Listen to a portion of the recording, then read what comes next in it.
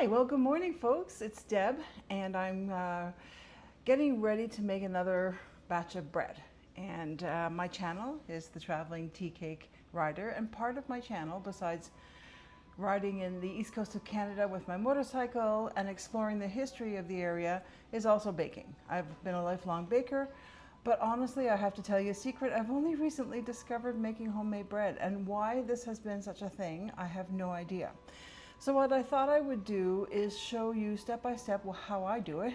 I'm sure that there's a million other ways that people could give me some tips and tricks. But just wanted to share with you some of the things that I do in my kitchen. So I'm not sponsored by anybody, so bear with me if I show you any brands, but these are the brands that are the most popular for our area. So we start off with yeast, and I'm using Fleischmann's traditional dry yeast. And all you really need is just 1 tablespoon. So I have my old tablespoons from my mom. This must be, my goodness, 60, 70 years old. But I love it, it works. So you really just put in a tablespoon of yeast, and then it calls for a pinch of sugar. So I took out my great big and I pinch of sugar. There you go. And then it calls for 2 cups of water. Now it's hot water. I use boiled, not hot from the tap. And what's the only important thing here for the chemistry of bread at this point is that the water has to be about 114 degrees Fahrenheit or about 44, 45 degrees Celsius. So if you have yourself a little thermometer, you know, put that in, boil the kettle, put in 2 cups of water, throw in your thermometer, and when it gets to the right temperature, you pour it in. All right, so our water is at the right temperature, and we are just going to stir this into the pinch of sugar with the 1 tablespoon of yeast. And we're just going to slightly stir. And so what you want is to stir this so that it dissolves enough so that it's not grainy. And then what you're going to do is you're going to cover it with cling film and a little tea towel, and you're going to let it sit for about 15 minutes. It's going to start fermenting, and what you want to have is your solution to look like it's bubbling up, right? That means the yeast is live and it's doing its job to make the bread nice and puffy. So I'm going to show you what it looks like from this perspective. So this is the color of the yeast with the water and the pinch of sugar. And you see how it looks very liquidy. Very nice. And so last step of phase 1 is to take a piece of cling wrap, saran wrap, and cover it up, because you want to keep the heat in. You want to keep it a little warm, right? And be aware of, if you're doing this in the wintertime, you want to keep it a bit warmer than in the summer, right? Watch the temperature of your kitchen.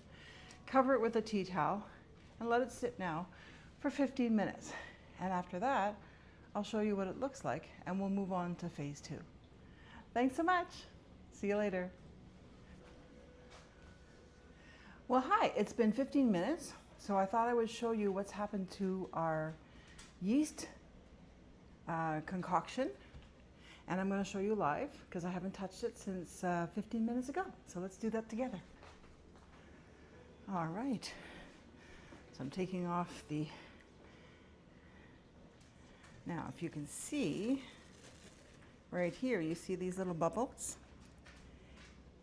And these bubbles are indicating that the yeast is working and that it's bubbling up, and this is what you want to see.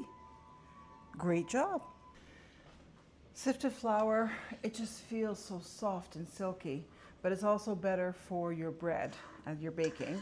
Now I have 4 cups already in here, plus another cup that I keep on reserve, so that when I'm kneading the dough, if it gets sticky, then you can add some more flour. Now another one of the, not relics, but treasures from my mom is this flour sifter. I have no idea if these things are available today. This also is probably 50, no, it's probably 75 years old.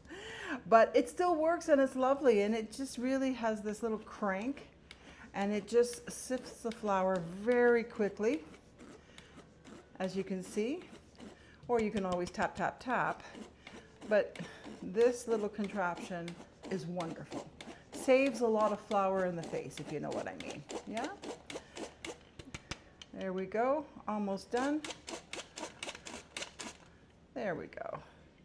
And so I'll show you. Inside it has a little crank, just goes in a circle. It's been well used and well loved for many, many decades. All right, so we have our flour. So this is 4 cups, and I have an extra cup on reserve. So we put this into our bread mixture, and we stir it around. So we've got yeast, water, sugar, and oil, 2 tablespoons of oil. And then we start putting in our flour.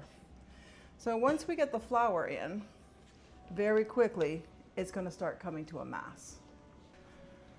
All right, so as I'm stirring here, you can see how it's getting really thick into a ball very quickly. Lots of flour. And don't worry, you don't need to add any more liquid because we are going to roll this out and start working it. And before you know it, it will be sticky to your hands. But I like to get it started in the bowl. So we pick up as much of the flour as we need at this point before we start doing our arm exercises. All right, let's put it out on the table. Don't have a lot of time when you're a working mom. You got to get to work, got to get the kids off to school. You've got housework. Whether you have somebody else in your life or not, there's still never enough hours in the day to get everything done. And you know, I probably wasn't the most patient person in the world. Ask my children, who are now in their 30s and late 20s. And I wish I had explored bread making when I was then, because this whole process of kneading gives you that 5-10 minutes in the process of working out your arms and upper body and just getting to feel the texture of the dough. And you know, you could say it's a little bit of a quick stress relief, right? For those of you who like making pottery, which is also something I enjoy doing and haven't done in a long time, a lot of similarities in working the clay on a wheel, where you want to push and roll and work that clay. And what I found when I was working and living in an area not far from Toronto, Ontario, I would take these classes for pottery.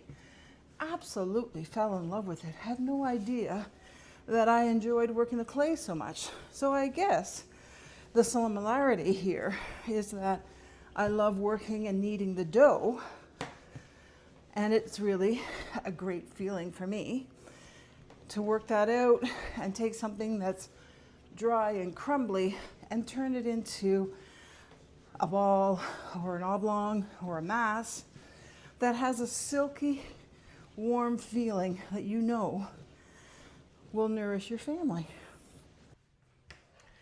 So hi, welcome back. It's been an hour and a half and we have proofed our dough. And proofing is when the gas bubbles of the yeast rise and allow the heat of the room temperature to really allow the dough to rise, and it should be double its size. So I want to show you, because I haven't unveiled it yet, what it looks like. So I'll just turn this down here a little bit for you so you can see the unveiling of our first proof. Look how much it's grown. It's completely doubled in size, and all I did was let it sit. So we're going to take off our cello, which is very sticky, and we're going to have to give it another little knead. All right, so let's give her a little punch in the middle and let her deflate a little bit. So she's going down, and we're going to get her out of the bowl, and we're going to do another knead. Kneading time, this time may not be as long as I did earlier. It really depends. I'm finding her very sticky today, so that's why I always reserve extra flour, because you need it. You need it not only for your table surface, but also because the dough can be quite sticky, and yeah, it just needs a little bit more dough for the second proofing.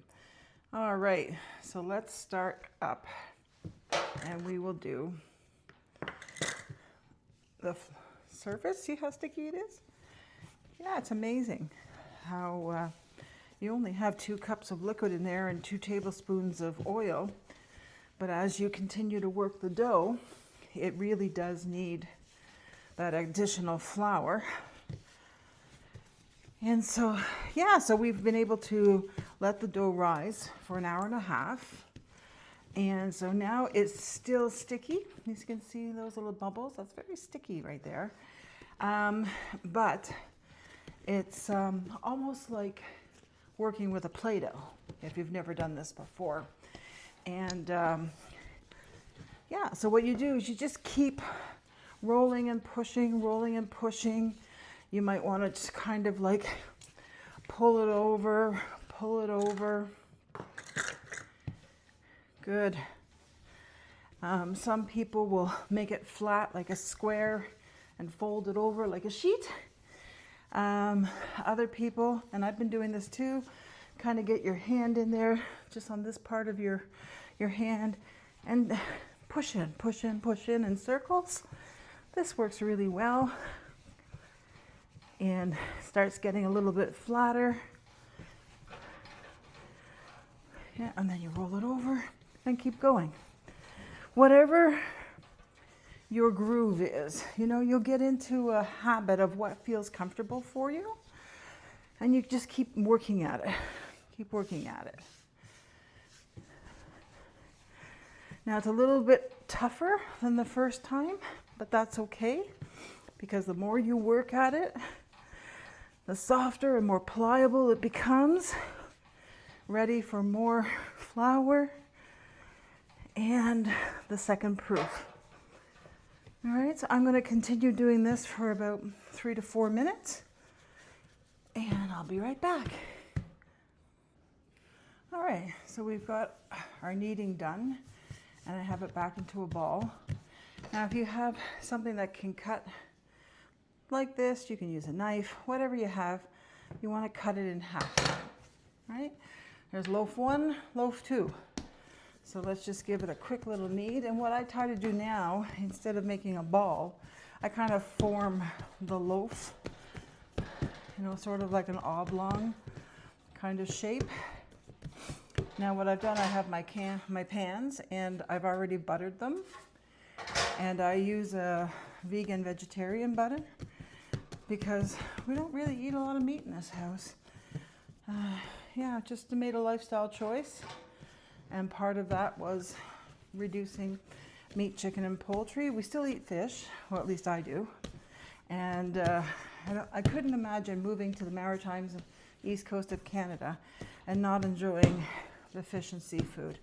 It just didn't seem right. But we have kind of reduced our meat intake. So we've learned how to cook and bake with different recipes and different ingredients. And so now we have our pans. So we're going to let these proof again. So these are going to proof for another half hour. So I got a fresh piece of cello, saran wrap. I'm going to cover that up. And then we're going to put our little tea cozy on top. Half an hour, and then we're ready for the oven. All right, so we're down to the end. Thanks so much for staying with me. So these 2 loaves have been proofing for half an hour, and I've turned the oven on to 350 degrees, so it's nice and hot. And so there we go. We're going to take off our little tops here and our little saran, and they have risen again, nice and sticky. There we go. Get that off. There we are. Lovely. Thank you. All right. So now these are ready to go in the oven. And excellent. Half an hour in the oven, and when they come out, I'll take the last little shot and show you what we've made today. I'm glad that you've been able to stay with me thus far and go through the step-by-step process of making some homemade bread. It really does make you feel good. It smells wonderful, and it will last you the week for sure. And I haven't costed it out, but it's probably less than $1 for both. So it's also very economical. All right, we'll see it when we're fully baked. So hi, we've had our bread in the oven for half an hour now, so I'm going to take it out and show you what it looks like. There's 1, and there's 2. Awesome. Lovely. 2 loaves of white bread. That cost me probably less than $1 to produce, including the electricity for the stove. You know, I hope you enjoyed this step-by-step kind of live guide of how I make bread. I'm sure that there's so many other people out there that you could look on their channels as well to see what suits you. But once you get a hang of it, it doesn't take long to do. In between the time of proofing, you can do other odd jobs around the house or have a nice cup of coffee or tea. Whatever suits you. This bread, these 2 loaves will last me now for the week, and it smells wonderful. And we find that because it's homemade, it's a little bit denser, so we don't need to eat as much because it fills us up. So just wanted to thank you for joining me on this episode of the channel for the Traveling Tea Cake Rider. Next time when I'm going out, we're going to be riding on International Female Riders Day, which is May 2nd. So looking forward to that and bringing you some footage from a ride in the eastern part of Canada. Thanks so much for watching. If you like this video, please feel free to like and subscribe. I'm just starting my channel, so any support would be really, really appreciated. Share with friends, share with other bakers. Looking forward to it. Take care. Bye for now.